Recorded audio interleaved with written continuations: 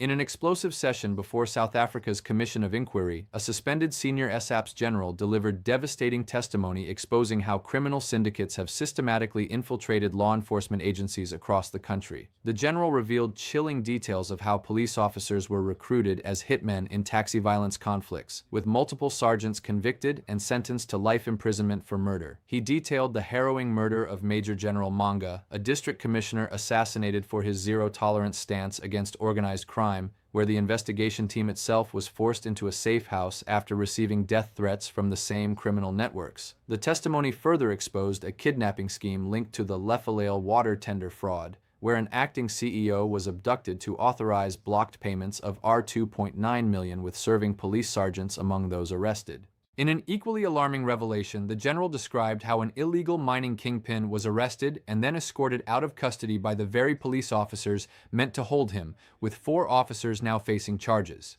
The commission heard that infiltration extends from information leaks and bribery to active participation in organized crime, with syndicates demonstrating knowledge of investigative steps and court processes that could only have come from inside law enforcement.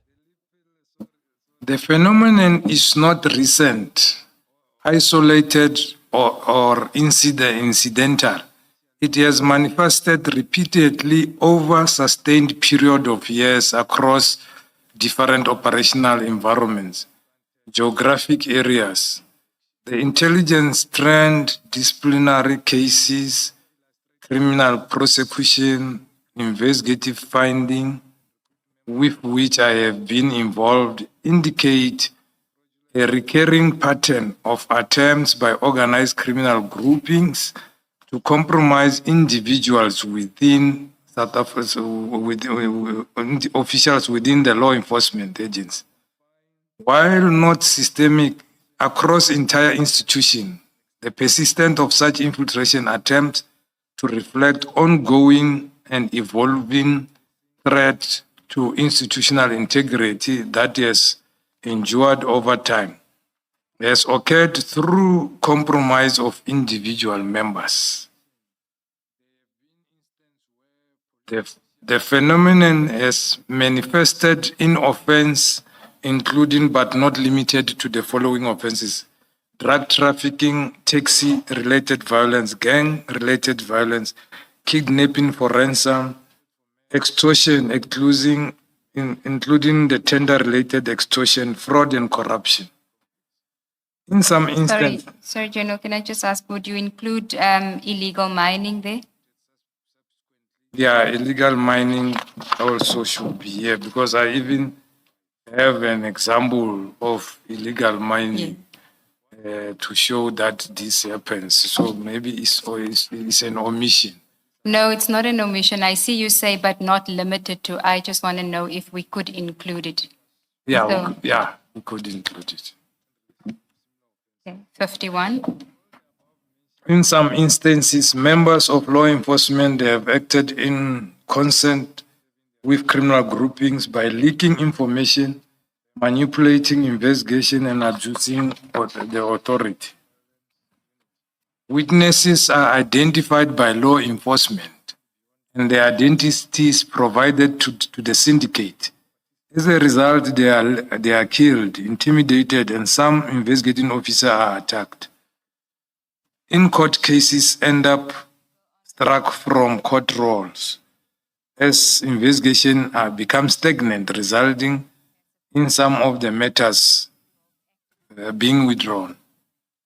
These activities have resulted in some compromised investigation, intimidating of investigators, failed prosecution, and erosion of public trust. I have encountered such instances during my investigation, including in the following case. By the way of illustration, Hammanskraal case 181 of 6/2018, supposed to be 2013, is the type, which concerned the murder of Major General Monga. I served as the lead investigator. The deceased was an off-duty police general, district commissioner of Johannesburg district at the time. He had adopted a zero-tolerance approach to corruption, and he had sustained enforcement operation targeting prostitution networks, drugs trafficking operations, illegal cigarette smuggling within his jurisdiction. Intelligence gathered during the investigation indicated that organized crime syndicate operating in collaboration with compromised individuals within the law enforcement structure perceived him as a significant threat to their criminal enterprise. As a result, contract killers were allegedly engaged to eliminate him. Following the arrest of the perpetrators, the investigation team received credible threats linked to the same criminal networks.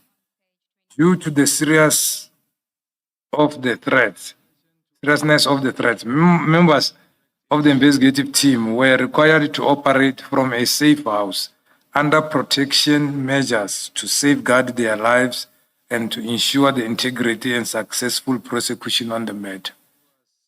The accused person who were ultimately arrested, convicted, and sentenced in that matter included, inter alia, a serving police officer, a registered police informant, a reservist member of the South African Defence Force. During the course of the trial proceedings, bomb threats were made against the court. Furthermore, certain occasions, information discussed during the internal police briefing was subsequently reflected in the conduct in line with questioning adopted by the defense, giving rise to a reasonable concern that sensitive operational information may have been disclosed or compromised. This development enforced the need for heightened security measures and strict compartmentalization of investigative information, including placement of investigating team in the safe house. The second case, as illustration, is Polokwane case 70 of 11/2020. The investigation concerned proliferation of tender-related fraud offenses committed at the Lepille Water in Limpopo. That is that big water project. The alleged irregularities involved repeated procurement misconduct, diversion of public funds through service providers and contractors. The scale and persistent irregularities attracted national attention. As a result, the Minister of Waters and Sanitation, Mrs. Lindiwe Sisulu, approached the Minister of Police at the time, who was Minister Qela, requesting intervention in order to address these criminal affected the water utility. Following that request, intervention, members of Gauteng Crime Intelligence, which was led by Brigadier Modise, were tasked to take over the investigation and advance the investigation. Decision to deploy organized crime Gauteng members was operational in nature, aimed at ensuring independence, capacity, integrity in the investigation. Upon assumption of the investigation progress was made in identifying suspects and blocking payments suspected to be linked to the fraudulent contractors. Arrests were effected in connection with the tender-related.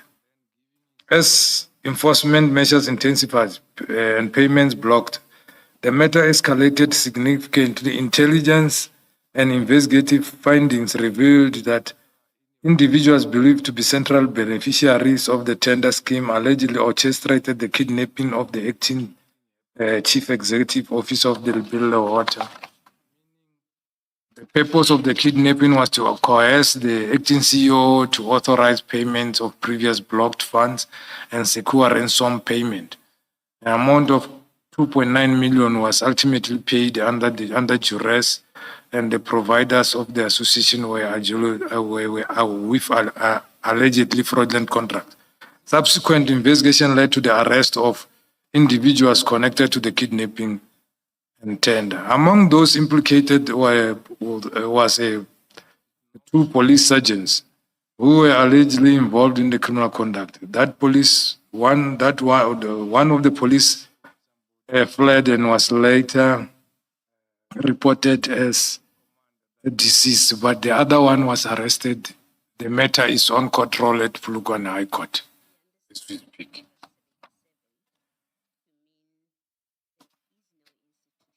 It illustrates the operational reality that criminal enterprise may exploit and recruit members within law enforcement to facilitate. No, sorry, General, you skipped a very important paragraph, Oh. 67. Okay. I don't think intentionally, but you did.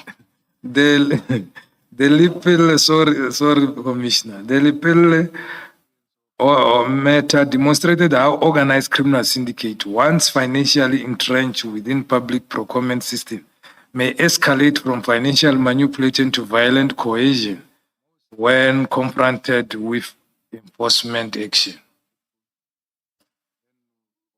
It is further illustrated that the operational reality that criminal enterprises may exploit and recruit members within law enforcement to facilitate, protect fraudulent activities, thereby enforcing the broader pattern of infiltration described above. The matter underscores that infiltration with enforcement structure is confined to information leakage by extent to active participation in serious organized crime, including kidnapping, coercing, linked to public sector procurement. In the taxi violence investigation, there have been instances where police officials were implicated in acting in consent with rival taxi association. In certain matters investigated with Gauteng province, police were arrested for murder and having hired as hitmen in further of tax-related conflicts. Number one, Sergeant Tulani Madida was arrested and prosecuted, subsequently convicted in connection with this offense, saving life. Sergeant Arnold Magaga was likewise arrested, prosecuted, convicted with murder charges arising from taxi violence, also serving life sentence. Sergeant Shongwe was also arrested, prosecuted in relation with similar offenses. All the above mentioned officials were sentenced substantial terms of imprisonment, currently serving their respective sentences. The matters occurred in Gauteng were investigated by Taxi Violence Unit. They demonstrate that certain environments infiltration extend beyond passive compromise, may involve active participation by serving officials who in serious crime linked to the organized criminal syndicate. Before you go on, what do you mean by passive compromise? So you say it extends beyond passive compromise and may involve active participation. What is passive compromise? Yeah, passive compromise, I wanted to refer to where they are not literally participating or actively participating in the commission of crime, but being those who are facilitating the commission of the crime. Here, they physically went there to shoot people themselves.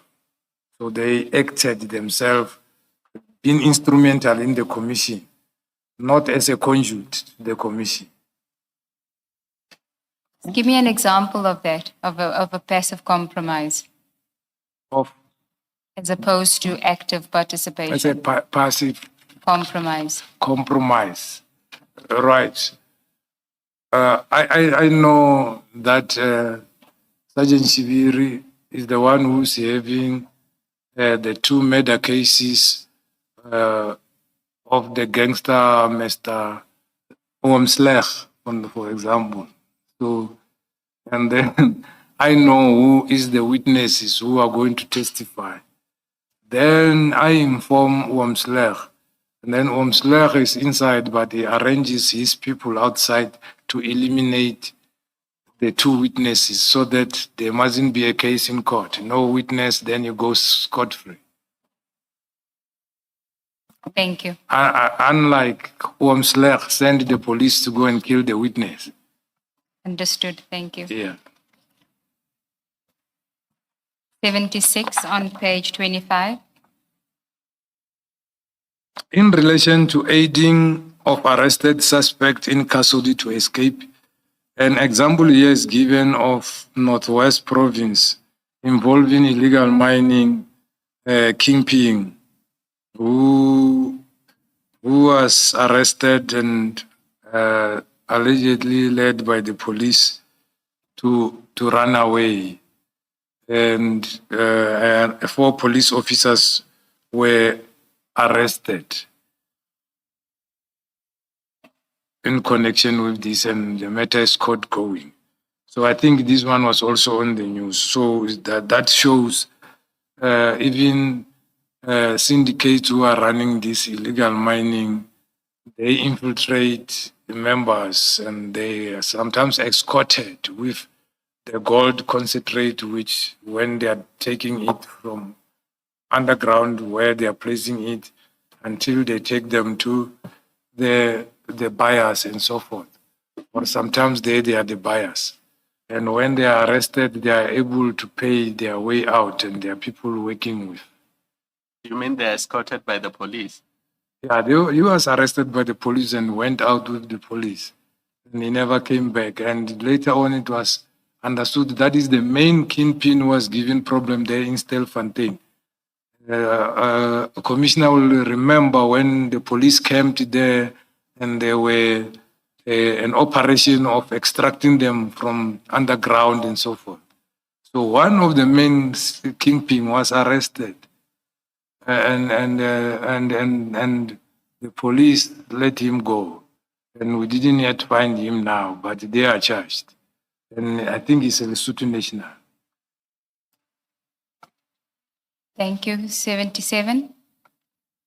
The examples demonstrate that infiltration, where it occurs, is operational and individual in nature rather than institutional capture. That is my observation.